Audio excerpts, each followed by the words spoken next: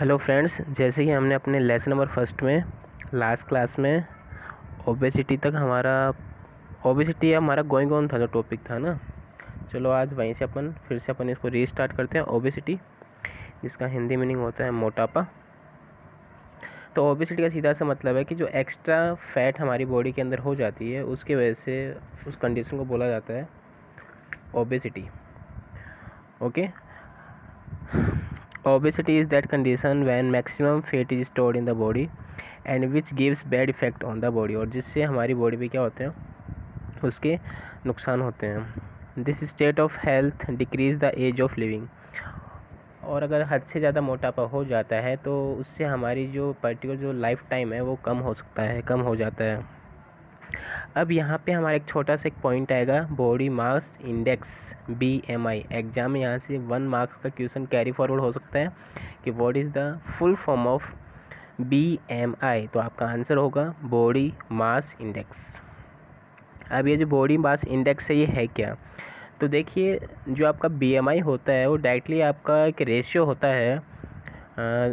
BMI is a body mass ratio with length of body, यानी आपका मास का length से आपकी बॉडी का जो मास है और आपकी बॉडी की जो लेंथ है, इन दोनों का जो रेशियो है उसको बोला जाता है BMI, बॉडी मास इंडेक्स। अब यहाँ पे 2 केस आते हैं, ठीक है। एक तो होती है कि जो वहाँ पे ओबेसिटी है वो अंडर कंट्रोल है, और एक होता है ओबेसिटी उस कंट्रोल से भी ऊपर की है। तो यहाँ पे 2 डेटा है हमारे पास में।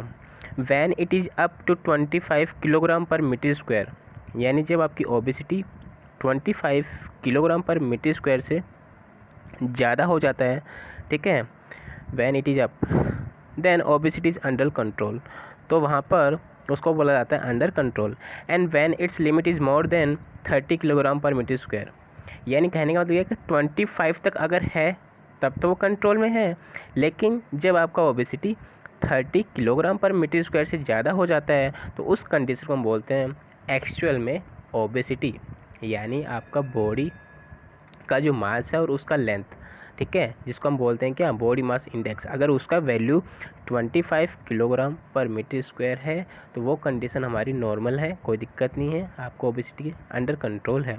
बट यहीं अगर 30 किलोग्राम पर मीटर स्क्वायर से ज़्यादा हो जाता है तो उस केस में जो ओबेसिटी है वो कंडीशन वहाँ पे डेवलप हो जाती है।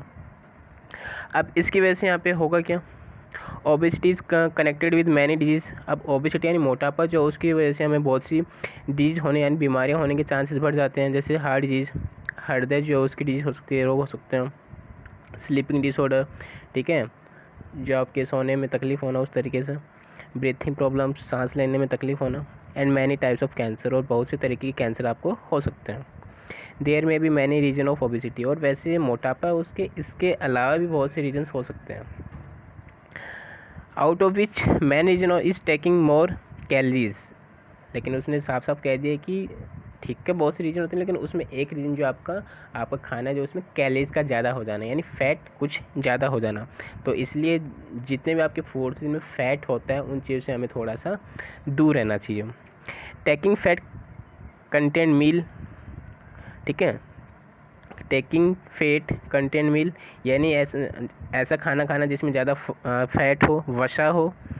डूइंग नो एक्सरसाइज, अब चलो फैट तो यूज़ किया तो किया, अब हम एक्सरसाइज भी नहीं कर रहे हैं, ठीक है, तो एक्सरसाइज भी वहाँ पे नहीं कर रहे हो, आप कोई फिजिकल वर्क नहीं कर रहे हो, और आपका डेली का डेली सेम रूटीन है, ठीक है, और ऐसा रूटीन है जहाँ पे आपको ऐसे मान सकते हो बैठा रहना होता है, ठीक है, तो वहाँ पे जो आपका फैट आप जो यूज़ कर रहे हो, ठीक है, वो ओवरकम भी नहीं हो रहा, कम भी नहीं हो पा रहा है, तो उस वजह से मोटापा जो है, ओबेसिटी जो है, वो कंडीशन वहाँ पे क्रिएट हो रही है। Etcetera add to the chance of the obesity. Thyroid is another reason in context of obesity. Obesity जो आपका मोटापा है उसका एक रीज़न आपका थायराइड ग्लैंड जो है उससे भी आपका हो सकता है। तो ये जो हमारा टॉपिक है ओबेसिटी हमने क्लियर किया है। अब नेक्स्ट टॉपिक हमारा जो हम पढ़ने वाले हैं यहाँ पे, blood pressure, very very important. Blood pressure Hindi में बोला जाता है इसको रक्तचाप। तो सबसे पहले यहाँ पे जो आपका ये ब्लड प्रेशर है, blood pressure is the pressure of circulating blood. Blood pressure का मतलब है कि ब्लड का प्रेशर। अब ब्लड प्रेशर, अब हमारी बॉडी है उसमें आपको पता है जो ब्लड है वो आपका सर्कुलेट होता रहता है। Circulatory blood exerted on the walls of blood vessels. अब वो जो ब्लड आपका फ्लो करता है वो फ्लो करता है ब्लड विसल्स के अंदर। ब्लड विसल्स रक्त वाहिनियाँ, उनके अंदर ये फ्लो करता है। Arteries are those pipes which carry the blood from heart to all tissues and all parts of the body. Arteries जैसे कि हम अर्लियर क्लासेस में पढ़ चुके हैं, यहाँ भी पढ़ेंगे। आर्टरीज आपकी वो ब्लड विसल्स होती हैं जिसमें ऑक्सीजनेटेड ब्लड फ्लो करता है। यस, आपका शुद्ध रक्त जो होता है वो फ्लो करता है। इसलिए आपको वो जो ब्लड है जो शुद्ध है वो कहाँ से कहाँ फ्लो कर रहा है? Blood from heart to all tissues, आपके हृदय से दूसरे जो आपके अंग हैं, टिश्यूज़ हैं, वहाँ तक जा रहा है और वहाँ से आपके different part of the body. The blood pressure of a person is expressed in systolic और डायस्टोलिक ब्लड प्रेशर। और जो आपका ब्लड प्रेशर है उसको अपन सिस्टोलिक और डायस्टोलिक ब्लड प्रेशर के भी मापते हैं और वो आपका होता है 120/80। 120 आपका अपर केस और 80 आपका लोअर केस है। यहाँ से आपका 1 मार्क्स का सीधा सा क्वेश्चन भी आपका डेवलप होता है जो आपसे एग्जाम में पूछ लेता है कि how much the normal blood pressure of healthy body. तो आपको याद रखना है कि जो हेल्दी बॉडी होता है उसका जो ब्लड प्रेशर होता है उसको आपको बताना होगा 120/80। ये आपका 1 मार्क्स का एग्जाम में क्वेश्चन है, आपसे पूछा जाता है। उसके बाद में यहाँ पे है आपका देखना चाहें तो जैसे कि आपका सेकंड पैरा है the systolic blood pressure. Systolic blood pressure of a normal human is between 90 to 120 millimetre mercury. Again a very important question, 1 marks. आपका जो सिस्टोलिक ब्लड प्रेशर होता है ह्यूमन बॉडी के लिए कितना होता है? तो 90 to 120 मिलीमीटर मरकरी लेवल पे मापा जाता है। इसको याद रखेंगे आप। सेम आपका डायस्टोलिक ब्लड प्रेशर जो होगा वो आपका वेरी करेगा 60 to 80 मिलीमीटर मरकरी। ये डायरेक्टली क्या बोलते हैं फंडा है आपका एक डेटा है जो आपको याद रखना है। अब फिर से एक इंपॉर्टेंट क्वेश्चन डेवलप हो रहा है। अब ब्लड प्रेशर है तो उसको अपन किसी इंस्ट्रूमेंट से मेजर भी करते होंगे। तो जिस इंस्ट्रूमेंट से ब्लड प्रेशर को मेजर किया जाता है उसको हम बोलते हैं क्या? ब्लड प्रेशर मेजरिंग मशीन, या फिर उसका अनदर नेम है स्फिग्नोमैनोमीटर। स्फिग्नोमैनोमीटर एग्जाम में 1 मार्क्स का क्वेश्चन पुट होता है ये। अब जो ब्लड प्रेशर है, ठीक है, अभी तो चलो ये इंस्ट्रूमेंट है, क्या पुराने टाइम में भी इस इंस्ट्रूमेंट का यूज होता था? नहीं। अगर होता था तो सबसे पहले किसके अंदर किया गया था? तो याद रखना इंसानों से पहले ये जो आपके एनिमल्स हैं उनके अंदर, वो एनिमल्स में भी जैसे किसने गिवन किया इन 1733 स्टीफन हेल्स, आपको नेम भी याद रखना जिसने ब्लड प्रेशर को, ठीक है, मेजर किया था, उसका नेम भी याद रखना आपको। In 1733 Stephen Hales measure the blood pressure in horses. Very good. घोड़ों में सबसे पहले जो ब्लड प्रेशर मापा गया था घोड़ों के अंदर किया गया था और डेट आपका 1733। For the first time in 1983 Kaplan had defined the blood pressure. उसने तो ओनली क्या किया, यानी कहने का मतलब आपका जो स्टीफन हेल्स है उसने मेजर किया, लेकिन जो ब्लड प्रेशर है उसको डिफाइन किया कैप्लन नाम के एक साइंटिस्ट ने 1983 में।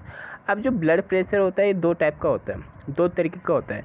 एक होता है आपका लो ब्लड प्रेशर और एक होता है आपका हाई ब्लड प्रेशर। दोनों यहाँ पे इम्पोर्टेंट है। लो कब होगा और हाई ब्लड प्रेशर कब होगा? तो पहले तो अकॉर्डिंग टू डेफिनेशंस कैसे जाए अपन इसको कैसे पढ़ सकते हैं, तो देखिए यहाँ पे low blood pressure, it is that pressure when arteries and other blood vessels exhibit the sign of low flow blood. कहने का मतलब सीधा सा ये है, यानी आपकी जो आर्टरीज हैं और आपकी जो नर्व्स वगैरह वहाँ पे ब्लड प्रेशर जो है, ठीक है, ब्लड प्रेशर जो है वो क्या आपका लो है। ब्लड प्रेशर वहाँ पे क्या आपका लो है, ब्लड का फ्लो जो वहाँ पे लो हो रहा है, आपकी जो विसल्स हैं वहाँ पे आपका ब्लड का फ्लो लो हो रहा है, तो उसको बोला क्या जाएगा? लो blood pressure. When the pressure of blood is quite low, then oxygen and nutrients do not reach the important organs like brain, heart, kidneys. कहने का मतलब ये है कि जब ब्लड प्रेशर कम होगा तो वहाँ से आपकी जो ऑक्सीजन है और जो आपके न्यूट्रिएंट्स हैं वो आपके जो बॉडी के डिफरेंट ऑर्गन हैं वहाँ तक नहीं पहुँच पाएंगे। और कौन से ऑर्गन हैं? जैसे आपका ब्रेन है, हार्ट है, किडनीज है, और यहाँ तक अगर ये आपका ब्लड प्रेशर नहीं जाएगा, ब्लड वहाँ तक नहीं जाएगा, तो ये जो ऑर्गन्स है वो अपना जो वर्क है वो सही तरीके से नहीं कर पाएंगे। Kidneys due to which these organs could not function properly and may injured permanently. और अगर ज़्यादा दिनों तक ये आपका लो बीपी रहता है तो ये आपके जो ऑर्गन्स हैं ये परमानेंटली डैमेज हो सकते हैं, कंडीशन ये क्रिएट हो सकती है। तो be careful about that. Next हमारा यहाँ पे हाई ब्लड प्रेशर। अब जैसे उसमें क्या था, लो था, तो यहाँ पे क्या होगा, जो आपका जो ब्लड ठीक है, ब्लड वेसल्स हैं, वहाँ ब्लड वेसल्स जो हैं वहाँ पे जो आपका ब्लड फ्लो करेगा, वहाँ पे जो प्रेशर जनरेट होगा वो क्या होगा, वहाँ पे हाई होने वाला है। The reason of high pressure in arteries are next. Next यहाँ पे क्या होगा, भूख ना लगना। एनएक्सटी को बोला जाएगा यहाँ पे आपका भूख ना लगना। एनएक्सटी हो सकता है आपका एंगर, गुस्सा होना। एनएक्सटी चिंता, ठीक है, एंगर, गुस्सा। एनएवी confusion and many times eating more meal materials. और बहुत से टाइम क्या करते हैं, ज़्यादा जिसमें कैलोरीज होती है, फैट होती है, वो खाना अपन खा लेते हैं, ठीक है। Made from fine flow, sugar, spices, oily, ghee, pickles. कहने का मतलब हमें ऐसी चीज़ का यूज़ नहीं करना चाहिए जिसमें क्या हो आपका फ़ैट हो, तो उनसे हमें थोड़ा सा दूर रहना है। और अगर आप फैट का अपन यूज़ कर रहे हैं तो हमें टाइम टू टाइम वहाँ पे एक्सरसाइज भी करती रहनी है। The diagnosis of high blood pressure in time is very important. और अगर ये हमारे हैं हाई बीपी अगर किसी पर्टिकुलर बॉडी में है तो उसका टाइम टू टाइम उसका ट्रीटमेंट होता रहना चाहिए, डॉक्टर से कंसल्ट होता रहना चाहिए। Such patient should take potassium content food such as fresh fruit. और अगर किसी पर्सन को हाई बीपी है तो वो अपने खाने में ऐसा खाना यूज़ करेगा जिसमें पोटेशियम हो। फ्रेश फ्रूट्स, ताज़ा जो फल हैं उसका यूज़ करना चाहिए। Sealed and packed item should be avoided, ठीक है। जो पैकेट्स के अंदर जो आइटम आते हैं बिल्कुल जो सील होते हैं वो बिल्कुल उसको नज़रअंदाज करना है। Proper quantity of calcium and magnesium content item should be taken. यानी आपका वो खाना जिसमें पर्याप्त मात्रा में कैल्शियम और मैग्नीशियम हो उसका हमें ज़्यादा से ज़्यादा यूज़ करना है। Fibres item should be taken, ज़्यादा से ज़्यादा रेशेदार वाली सब्जी हमें यूज़ करनी है। Fatty and oily item including meat etcetera should be avoided. फिर से वही बात, जहाँ पे फैट हो, ऑयली चीज़ें, उनको हमें कम से कम यूज़ करना है। रेगुलर एक्सरसाइज यानी डेली की डेली हमें व्यायाम करना। Fast walking for 30 minutes are preferable. कहने का मतलब जिसको हाई बीपी है ना वो क्या कर सकता है पेशेंट, एक तो डेली की डेली क्या करे, एक्सरसाइज करे। सुबह सुबह उसको वॉक करना 30 मिनट तक जितना हो सके, उससे भी थोड़ा सा उसका जो हाई बीपी है वो कंट्रोल में आ सकता है। और जितना हो सके मेडिटेशन कर सके, जितनी भी एक्सरसाइज वो मोस्ट ऑफ अगर वो कर सके तो वहाँ पे उसको करना चाहिए। मेडिटेशन, योगा, प्राणायाम जितना वो कर सके। Avoid smoking and use of alcohol. और ख़ास करके उसको एल्कोहल, दारू एंड स्मोकिंग, सिगरेट से दूर रहना है। ये हाई बीपी वाले पेशेंट को नहीं करना चाहिए। अगर ये करेगा तो उसका जो ब्लड प्रेशर है वो और बढ़ जाएगा और उसको प्रॉब्लम क्रिएट वहाँ पे हो सकता है।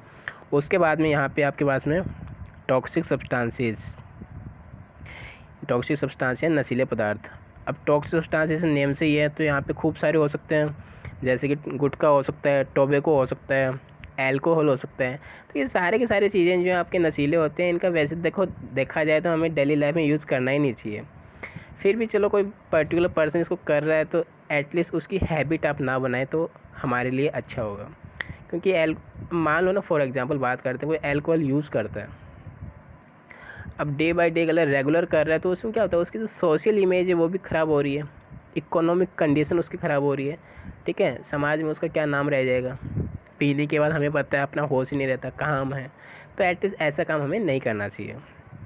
टोबैको, ठीक है, गुटखा वगैरह का यूज़ कर रहे हैं, तंबाकू चबा रहे हैं, तो ये सभी चीज़ें क्या बैड हैबिट्स है, तो इनका हमें यूज़ नहीं करना चाहिए, ठीक है।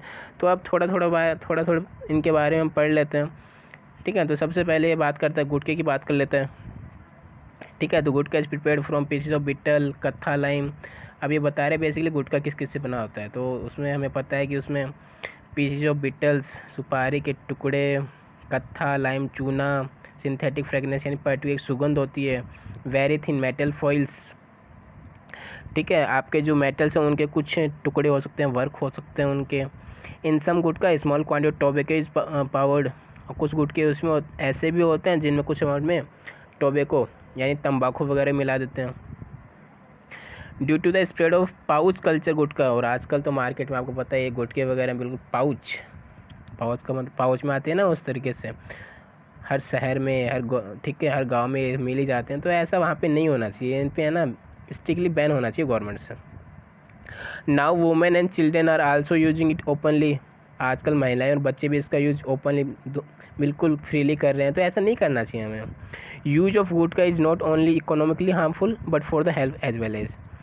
अब सीधी सी बात है, अगर इसकी किसी को आदत लग जाए तो एक तो डेली डेली उसका यूज़ करेगा, तो एक तो उसको इकोनॉमिक कंडीशन, अब डेली डेली खरीदेगा तो पैसे से तो लेके आएगा, तो एक तो इसकी इकोनॉमिक कंडीशन ख़राब होगी, दूसरी अब वो डेली यूज़ कर रहा है तो उसका स्वास्थ्य भी ख़राब होगा।